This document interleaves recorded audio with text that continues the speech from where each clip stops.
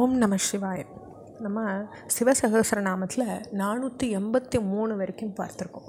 இப்போ அதனுடைய தொடர்ச்சியாக 484வது நாமமாக மகா ஜிஹ்வாய நம. பெரிய நாவை உடையவர், உலகங்களையெல்லாம் விழுங்கிட்டு இன்னும் போதாதுன்னு நாவை நீட்டி துளாவுவது போல் இருக்கக்கூடியவர். அப்படி அவருடைய நாவு பெருசு அப்படின்னு சொல்கிறதுனால அவருக்கு மகா ஜிஹ்வாய நமான்ற நாமம் வருது. மகா முகாய நம, பெரிய வாயை உடையவராக இருக்கார். மகா நகாய நம்ம, பெரிய நகங்களையாக இருக்கக்கூடியவர். நாமங்கள்லாம் பிரளய கால ருத்ரனுடைய அங்கங்களை தியானம் பண்ணுறது. அதாவது பிரளய காலத்தில் ருத்ரனா சுவாமி இந்த லோகத்தை அழித்து திருப்பி இன்னொரு லோகம் உண்டாக்கின பொழுது வரக்கூடிய அந்த ரூபத்தை இந்த நாமங்கள்லாம் நம்மளுக்கு சொல்லிட்டு வருது. மகா ரோமாயணமா, பெரிய ரோமங்களுடையவர். அவருடைய மயிர்கால்கள்லாம் கடல்களில் போய் மறைஞ்சிருமா. கடலே அந்த மயிர்கால் அளவு தான் இருக்குமா, அந்த அளவு அவருடைய ரோமங்கள் பெருசு. மகா கேசாய நம, நீண்ட கேசங்களை ஜடையில் உடையவர்.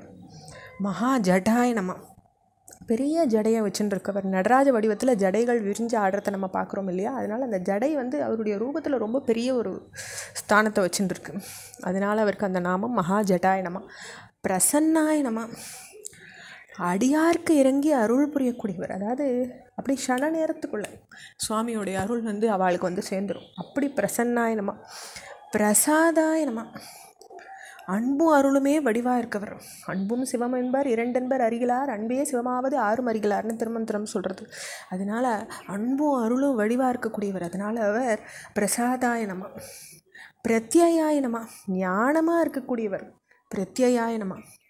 கிரிசாதனாய நம, மேருமலையில் வில் வடிவில் போர் சாதனத்தை வச்சுட்டு இருக்கக்கூடியவர். அதனால் அவருக்கு கிரி சாதனாய நம. கிரினா மலையை கூடியது.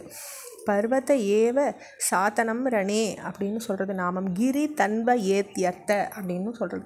அப்படி அந்த இடத்துல மேருமலையை வில் வடிவில் போர் சாதனமாக வச்சுட்டு இருக்கக்கூடிய ஈஸ்வரரே அப்படின்னு நம்ம தியானிக்கிறோம்.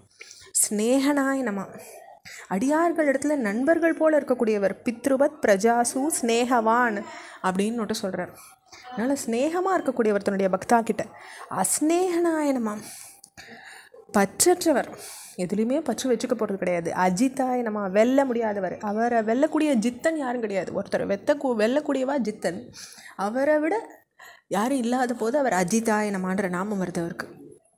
மகாமுனையே நம, மௌனத்துலேயும் மனனத்துலேயும் ஆழ்ந்தவர். அத்தியந்தம் மௌனவான் மனன சீலோவா அப்படின்னு சொல்கிறது நாமம்.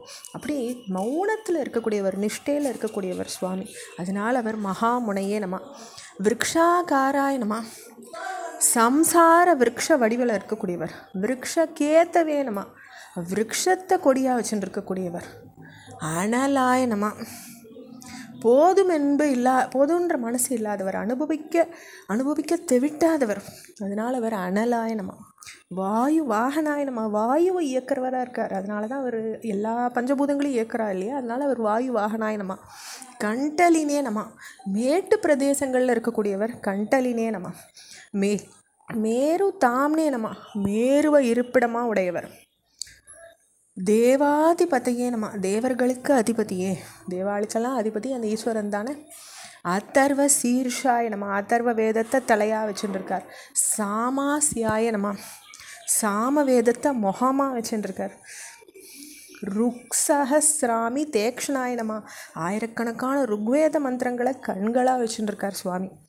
யஜுபாத புஜாய நம, யஜுர்வேதத்தை கால்களாகவும் கைகளாகவும் வச்சுருக்காரு. இன்னும் ஒரு விஸ்தீர்ணம் அழகாக இருக்குது பாருங்க. குஹ்யாய நம, மறைபொருள் கொண்ட உபனிஷதமாக வச்சுருக்கார். அதனால் மறைவாக இருக்கக்கூடியவர். அவரை உணர்றது உருவில்லாதவர் சுவாமி. அதனால் குஹ்யாய நம.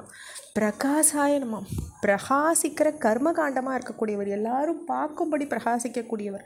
இந்த ருத்ரனை எல்லா பிராணிகளும் பார்க்கறது. அப்படிப்பட்ட ஆதித்ய ரூபனான அவரை நம்மளை இன்புட செய்யட்டோம்னு ருத்ரம் சொல்கிறது. அவரை போற்றி வணங்கரிச்சு. அதான் பிரகாசாய நம. இதோட நம்ம 510 நாமங்களை பூர்த்தி பண்ணிக்கிறோம். ஓம் நம சிவாய.